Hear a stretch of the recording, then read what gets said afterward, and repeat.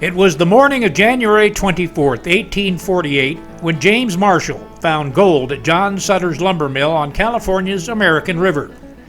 1 year later, in 1849, gold fever had infected the world, and more than 300,000 people came to California to find their fortunes. It was the start of the gold rush. These pioneer miners were farmers and businessmen. Most of them never found their riches and went back home. Yet others stayed in California and made a living helping other miners. They settled in tiny towns like Old Dry Diggins, which today we know as the city of Placerville.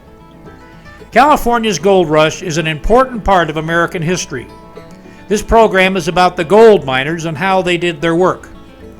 The vocabulary words and web pages will help you to learn more about the gold rush. Let's meet the miners at Placerville's Goldbug Park and see what life was like for these rugged pioneers. By late 1849, much of the easy gold had been taken from the streams and rivers. With picks and dynamite, the miners dug deep into the hills. Their narrow tunnels were called hard rock mines. The miners found the gold in thin strips or veins of a white rock called quartz. These quartz veins were called drifts. The miners looked for quartz that had a dark brown stain. That stain was rusty iron. The miners knew that when they found iron in the quartz, they would also find gold. Digging a gold mine was very hard and very dangerous work. Let's put on our hard hats and check out the Goldbug mine. Welcome to Goldbug Park, Placerville, California, the heart of the mother lode. I'm Duffy the miner, and I'll be teaching you all about hard rock mining. I will show you the parts of the mine. I'll give you a little history of this here mine. And then later on, if you're good, we'll play with some dynamite. Follow me.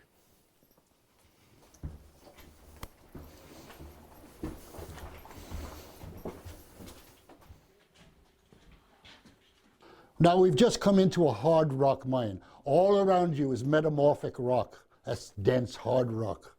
Now when this all got shoved and pushed about, the quartz came up in a steamy form and was pushed into the cracks. There's the quartz up there, do you see it? And that's where the gold was. It also went up, so he went up. And he took out all the quartz that had gold in it. When it pinched out, he decided to follow the drift. Go where the quartz is going. And that's what he did. He drifted. It goes north to south, south to north. That's where the mother lode lies, even in Mariposa County, all the way up to Plumas County. We will now go into the drift, and let's go see what he found. This is metamorphic rock, carbonaceous slate. Do you remember I was telling you it was in layers? Well, you can see the man has peeled the layers off to get to the quartz. Can you see the quartz up there? Yeah. But it's too white, isn't it? Yeah. The reason it's still there is there's no rust, right? What happens if you have no rust? There's no gold. And if there's no gold, there's no digging. So he drifted on, and so will we. We are now walking down the cross cut. The miner's trying to find the quartz, and he knows it's only 160 feet away, so he goes in a straight line to find that gold. So now the miner has cut this cross cut because he's looking for quartz. Now we're going to put you miners to work. Do you see that down there? Yes. That's an ore cart. What is it? Ore cart. You're going to go down there and bring that ore cart to me. Go to work. Okay, miners, put your backs into it and bring that cart to me right here.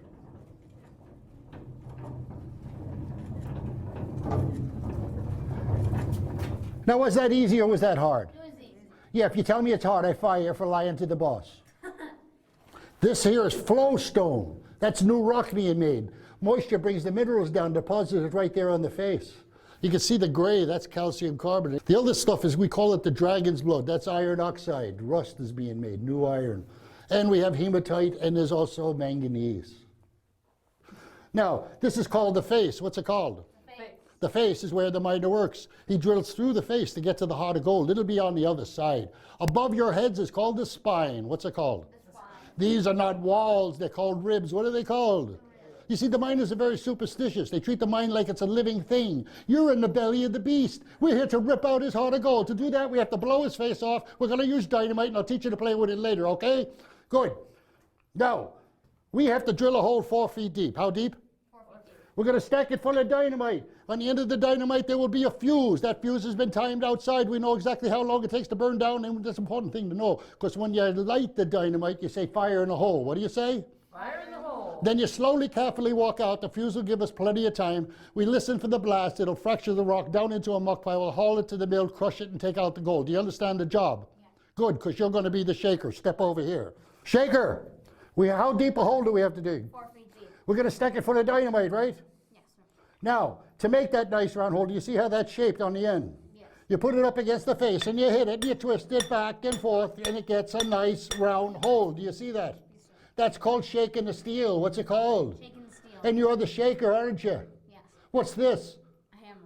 Say, Duffy, I do not know. Duffy, I do not know. That's the right answer, because this is a jack. What's it called? A jack. It's always going to be a jack. Turned into a jackhammer down the line, but started out as a 2-pound jack. Say hi, Jack. Hi, Jack. How deep do we have to go? 4 feet deep. So we're going to use bigger and bigger pieces of steel. Now it's hard for a man to do single jacking, and that's what I was doing. I was working by myself. We're going to do a job called double jacking. What's it called? Double jack. To double jack, you grab that cold hard steel in both your hands. Hold it straight. What do you have to do? Hold it straight. Good, hold it straight, because that's all you got to do. And when I hit it, what do you do? And I hit it and you twist it back, and I hit it and you twist it. You got the job. I cannot drive that 4 feet into the face with a 2-pound jack. We're going to break out the big guns. Are you ready, Lefty? Yes. Hold it straight, because here I come. You have to have your eyes open when you do this job, Kobe. All right, so now we've drilled a 4-foot hole. Step over here. You are now going to be the powder monkey. Now, I'm getting the dynamite. Be careful. We put this in the hole. You take the end of that stick, and you put it up against the dynamite, and you shove it all the way to the back. Now I'm going to take a rag, or some mud or newspaper, it doesn't matter, as long as I pack that hole in tight. It'll hold the blast for a fraction of a second. All right, here we go. We're packing it in tight. Fire in the hole.